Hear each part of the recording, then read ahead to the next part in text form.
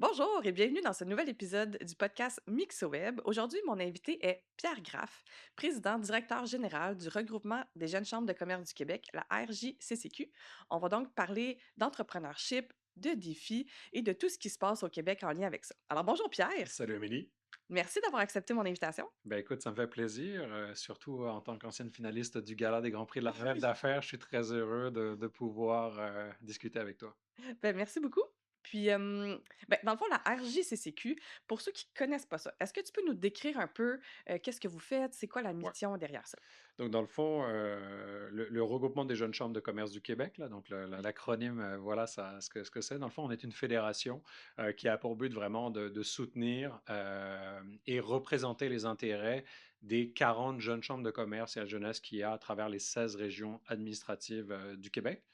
Et ben, en fait, les jeunes chambres de commerce, elles, ce sont des organisations économiques qui comptent vraiment en leur sein aussi bien des jeunes professionnels que des jeunes entrepreneurs, des travailleurs autonomes de moins de 35 ans. C'est ça qui fait la différence généralement entre une chambre de commerce et une jeune chambre de commerce.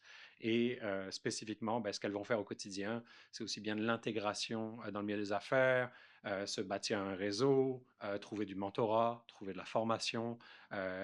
Ou aussi encore du rayonnement, que ce soit à travers des concours de personnalité ou des concours entrepreneuriaux, comme tu l'as fait d'ailleurs par le passé en venant t'inscrire et être finaliste du concours de notre fédération du HCCQ. Oui, exact. Puis c'était d'ailleurs, ça m'a amené vraiment une super belle visibilité, puis j'ai eu des retours positifs par rapport à ça. Donc vraiment, ça a été une super expérience de mon côté pour ça. Puis toi, de ton côté, tu es président, directeur général Ouais, depuis déjà plusieurs années. Ça ça fait fait plus de combien? 5 ans. Plus de 5 ans, Ouais. félicitations. Merci. Ouais. Qu'est-ce qui t'a amené là? Pourquoi tu as décidé de prendre ce poste-là? Ouais. Ben, c'était un peu un concours de circonstances, hein. Tu sais, moi, quand j'ai émigré au Québec en 2009, là, je savais pas trop ce que je voulais faire. Je quittais tout seul la France, puis tu sais, je me suis installé, je faisais ma maîtrise de droit. Je tombais en amour avec le Québec, puis ensuite, pour pouvoir rester, j'ai réétudié en économie, mais j'ai fait une maîtrise en économie et politique internationale. Et donc, j'étais toujours un peu tiraillé par ce que je voulais faire plus par le passé. Le fait d'arriver dans un nouveau pays, pas connaître les gens, pas connaître l'écosystème, et ben, devoir travailler comme tout le monde pour gagner sa vie, parce que j'étais tout seul, pas de famille, pas personne pour subvenir à mes besoins. Et je suis arrivé vraiment par hasard dans une business qui s'appelle Sur Mesure, qui est spécialisée dans les complets que les gens personnalisent au prix du prêt-à-porter. Et j'ai découvert vraiment une startup qui est extraordinaire, qui, dans le temps que je suis resté là, près de 5 ans, est passé de 15 à une centaine d'employés. Oui, J'ai quand parti même. une branche corporative, mais surtout, ce qui était très important par rapport donc, au regroupement et aux jeunes chambres, c'est qu'ils venaient de gagner un concours entrepreneurial à la Jeune Chambre de commerce de Québec. Et pour redonner à l'organisation, ils voulaient vraiment que quelqu'un s'implique. Et donc, moi, je suis arrivé, j'ai été la personne désignée pour m'impliquer. Puis ça a été vraiment quelque chose qui a changé ma vie parce que j'ai pu rencontrer plein de gens, apprendre énormément, d'autres personnes qui étaient comme toi en marketing ou qui étaient en relations publiques, qui étaient euh, ben, dans le milieu juridique, peu importe, la gestion. Puis ça m'a permis vraiment d'ouvrir mes horizons, comprendre beaucoup de choses, les codes des affaires, aussi comment envisager une carrière sur le long terme. Et en parlant de carrière, ben, le regroupement est arrivé parce que j'avais ce background vraiment économique, politique. J'avais aussi travaillé un peu à l'Assemblée nationale. Et un jour, le téléphone a sonné, puis on m'a dit, écoute, le PDG a démissionné. Toi, tu as été impliqué très longtemps à Québec, tu as été rendu président, même et porte-parole bénévole, tu as été très longtemps sur le conseil d'administration. Est-ce que ça t'intéresse? Ben moi, j'ai dit 100%. À la fois personnellement et professionnellement, parce que professionnellement, c'est une manière d'être à la tête d'une fédération, de redonner quelque part à l'économie Québec en soutenant les organisations qui sont les jeunes chambres de commerce, et aussi bah, personnellement, parce que c'est une expérience extraordinaire. Là. Chaque jour ne se ressemble pas, c'est un peu la folie tout le temps. Et puis on a différents chapeaux qui viennent avec ça. Et donc, bah, j'ai convaincu par la vision que j'ai proposée au conseil d'administration d'obtenir l'emploi. Et bah, depuis, c'est toute qu'une aventure. Mais quelle belle histoire! Merci. Wow! Est-ce qu'on peut dire non, mais c'est impressionnant quand Ouais. même. Est-ce qu'on peut dire que c'est un peu ton intérêt envers la politique, puis le maillage entre les différentes personnes qui t'a mené à apprécier ce poste-là? Ouais, ben, t'as pas le choix parce que clairement, le quotidien au regroupement, une immense partie est liée à la politique. Puis c'est drôle, j'étais au téléphone plus tôt ce matin avec une entrepreneur bien connue dans le milieu de la pizza. Tu sais, elle me dit comment ça va en ce moment. Je dis, ben, écoute, c'est la folie, mais c'est la réalité quand tu as une business, une fédération qui est liée aux sessions parlementaires. Donc là, Oui, en ce ah moment, on est oui, en c'est plein ça. dedans. Il y a eu le budget fédéral il y a pas longtemps, l'annonce de la vision économique du Premier ministre. J'étais là aux deux, évidemment, à Mhm. Ottawa puis à Beauharnois. Et il faut savoir qu'il y a évidemment le chapeau représenter les intérêts des jeunes chambres, des jeunes professionnels, des jeunes entrepreneurs. Donc là, il y a tout le travail qu'on fait de relations gouvernementales. Le terme que les gens apprécient moins, c'est lobby, mais c'est les relations gouvernementales. Et donc, ça prend énormément de formes. Puis pour faire avancer un dossier, parfois, il faut poser énormément d'actions. Parler avec un cabinet, puis le ministre, parler ensuite avec différents fonctionnaires pour faire avancer le dossier. Est-ce que c'est plusieurs cabinets, plusieurs ministères? Puis ça, c'est juste un dossier. Il n'y a pas si longtemps, j'ai commencé aussi sur le comité conseil des allègements réglementaires pour couper de la paperasse pour les entrepreneurs. Ben, c'est quelque chose qui est essentiel, mais le travail que ça demande de faire des recherches, consulter les jeunes chambres et leurs membres, ensuite bâtir un mémoire pour être capable de siéger sur ce comité-là et influencer ce qui va devenir un projet de loi omnibus pour vous faciliter la vie, à toi comme Oui, entrepreneur, puis à tous les entrepreneurs au Québec, ben, c'est énormément de travail. Puis ça, c'est un seul exemple. c'est un Et seul projet c'est un parmi seul tant d'autres. projet parmi tant d'autres qu'on mène. Et c'est vrai que parfois, même pour mes membres, les jeunes chambres de commerce, c'est un peu loin de leur réalité, mais ultimement, ça leur bénéficie à eux, puis à tous les membres dans les jeunes chambres de commerce. Donc, c'est vraiment assez fou. Puis ça, c'est un chapeau que j'ai parmi tant d'autres. L'autre gros chapeau politique qui est très prenant, et ça, c'est très méconnu. Puis je suis ravi d'en parler, mais je vais le faire. Je sais que c'est une longue phrase, mais euh, euh, c'est que j'ai la chance de siéger comme représentant patronal à la commission des Oui, partenaires du marché du travail. Et ça, c'est un chapeau qui vient lorsque tu es dirigeant du regroupement des jeunes chambres et tu as la chance de siéger avec les autres grands dirigeants d'organisations économiques au Québec, donc la FCEI, le Conseil du patronat, la Fédération des chambres de commerce, puis du siège pour réussir par le biais du consensus à négocier avec les syndicats et les parties communautaires et éducatives les politiques d'emploi qui deviennent les projets de loi au Québec pour l'emploi. Donc ça peut toucher aussi bien le chômage des jeunes, qui est le oui. gros sujet du moment, que le développement des compétences, que la requalification, que l'immigration. Il y a aussi le groupe en immigration où on fait des représentations. Puis après, ben, parfois le gouvernement suit ou non ce qu'on lui dit. En ce moment, c'est peut-être un petit peu plus touché, mais tu vois, juste deux chapeaux que je viens de te partager, puis le temps que ça prend, c'est complètement fou et c'est exclusivement lié à la politique. Oui, c'est ça. Est-ce que tu as une mission personnelle que tu poursuis à travers tes actions?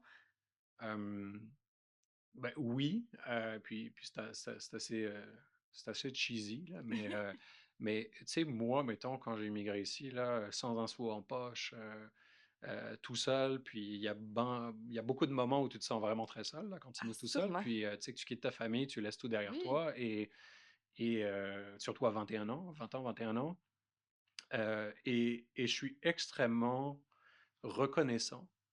Euh, j'ai beaucoup de gratitude pour ce que le Québec m'a offert.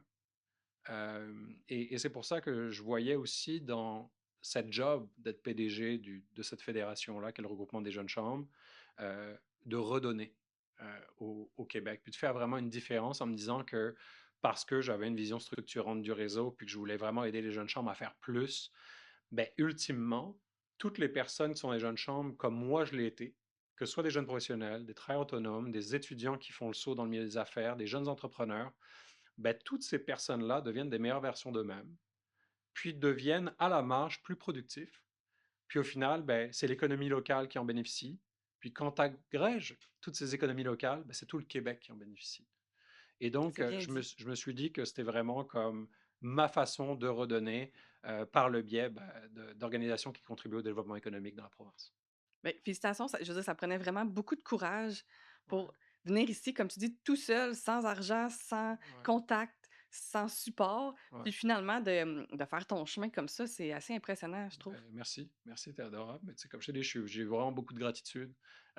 Puis tu sais, tu découvres aussi par le biais du fait d'être beaucoup dans le milieu de la communication. Alors là, on échange aujourd'hui Oui. ensemble, mais tu sais, demain, ça va être avec des journalistes. Puis Mmh. On te voit ou beaucoup dans les d'autres. médias. Ouais, ça va plutôt bien. Oui. On est passé, je pense, avant que j'arrive, quelques entrevues par an en 2023, une centaine dans l'année, mettons, Ah ouais, hein, d'entrevues. quand même.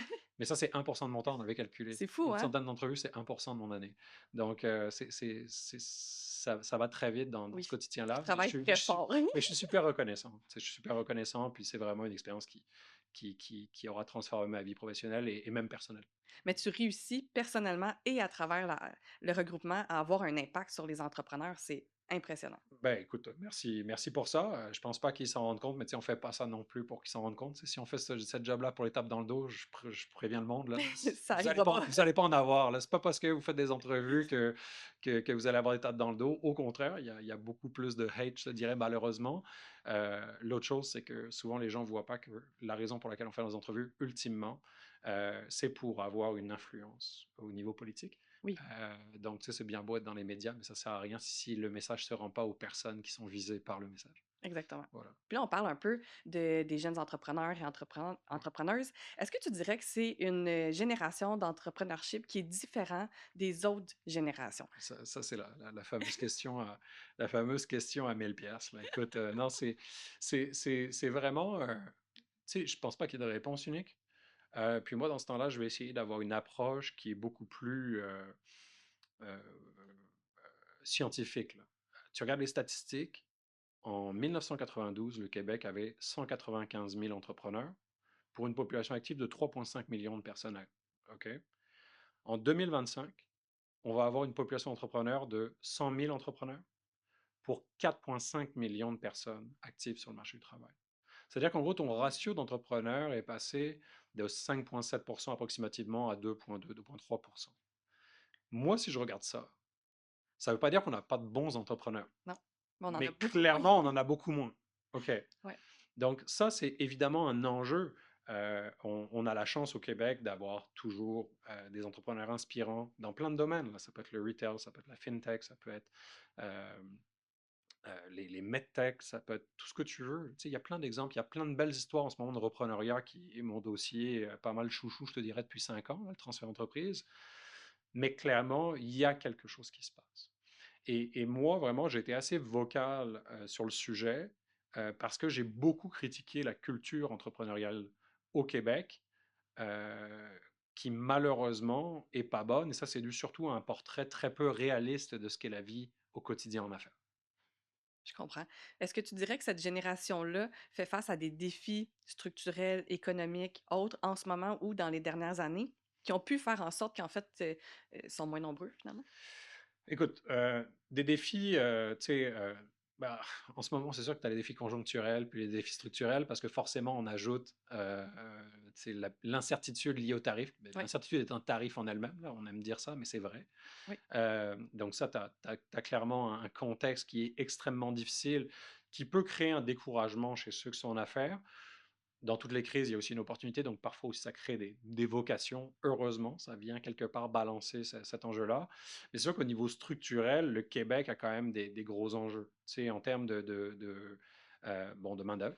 Tu sais, le déséquilibre entre l'offre et la demande de main-d'œuvre fait qu'on a été en pénurie. C'est pas parce que tu es tombé à 2% de chômage que ça veut dire qu'il y a des gens qui peuvent rentrer sur le marché du travail, là. Tu sais, il y a un chômage que tu peux pas, qui reste résiduel, que tu peux pas enlever. Puis tu peux pas requalifier par magie ces personnes-là pour qu'elles viennent remplir un poste de soudeur en Abitibi alors que la personne était dans une épicerie dans le bas du fleuve. Ça fonctionne pas de même, là. Exact. Donc la main-d'œuvre, ça persiste. Puis là, même si le taux de chômage est revenu, ben, de la même manière, tu ne peux pas nécessairement développer les compétences des personnes pour être capable de les changer de poste et de région instantanément. Donc Mhm. c'est extrêmement compliqué. Tu as également la réglementation. Ça décourage pas mal de personnes. J'ai encore eu des cas, euh, d'ailleurs, de personnes qui reprenaient des entreprises, qui finalement ont abandonné la reprise de l'entreprise parce qu'ils trouvaient ça trop compliqué en termes de réglementation. Et c'était un reprenariat familial. Et souvent, le reprenariat familial était plus compliqué que le reprenariat d'une personne externe. D'ailleurs, nous, on s'est beaucoup battu par le passé pour essayer d'aligner le régime fiscal des repreneurs familiaux sur celui des repreneurs externes, parce que les repreneurs familiaux devaient payer plus d'impôts. C'est quelque chose qu'on est Ouais. très heureux d'avoir contribué avec d'autres Ouais. à modifier à travers différents projets de loi. Donc, tu vois, en termes d'enjeux structurels, il y en a plein.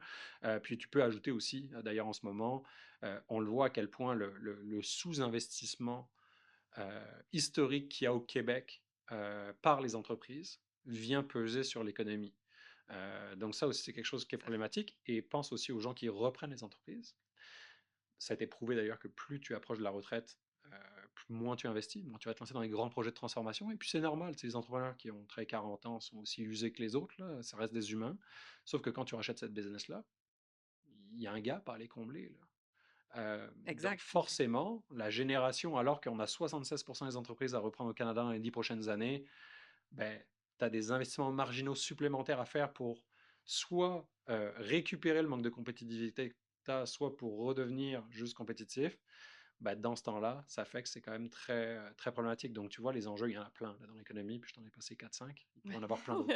Donc, On a juste résumé les plus gros. oui, oui, non, c'est ça, mais c'est ceux dont on parle le plus, puis Oui. avec raison. Ouais, Puis qu'est-ce que tu souhaites pour les entrepreneurs, les entrepreneuses pour dans les prochaines années? ouais.